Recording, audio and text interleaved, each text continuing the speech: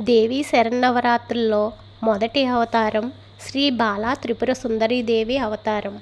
బాలా త్రిపుర సుందరి అంటే త్రిపురుని భార్య అని అర్థం. అనగా ఈశ్వరుని భార్య అయిన గౌరీదేవి అని అర్థం.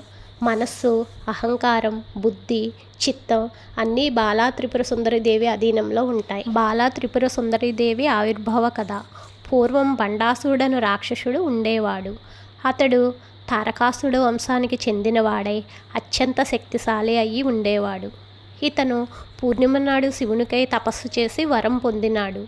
నీకు భవిష్యత్తులో శిశురూపిణైన అమ్మవారు తప్ప మరెవ్వరూ వధించలేరు అని శివుడి నుండి వరం పొందినాడు.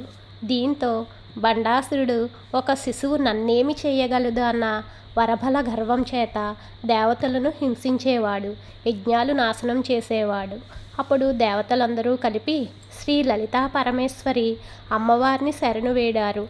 అప్పుడు అమ్మవారు కనుబొమ్మల మధ్య నుండి ఒక దివ్యశక్తి అవతరించింది. ఆ హంసే బాలా త్రిపుర సుందరి. ఆమె చిన్న వయసులో ఉన్నట్టు కనిపించిన అపారమైన శక్తిని కలిగి ఉన్నది. బాలా త్రిపుర సుందరి అమ్మవారు పంచాయుధాలతో అలంకరించబడి రత్న సింహాసనంపై కూర్చుని సింహవాహనంపై విహరిస్తూ యుద్ధరంగంలోకి ప్రవేశించారు.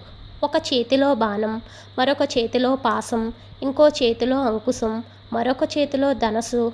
ఇలా యుద్ధం ప్రారంభమైంది. బాలాదేవి అర్ధచంద్రాకార బాణాలతో బండాసురుని సంహరించింది. ఇంద్రాది దేవతలను గడగడలాడించిన రాక్షసులను సునాయాసంగా వధించిన బాలా త్రిపుర సుందరీదేవిని జయ జయ నాదాలతో దేవతలు ఆమెపై పూలవర్షం కురిపించారు. ఓం శ్రీ మాత్రే నమః.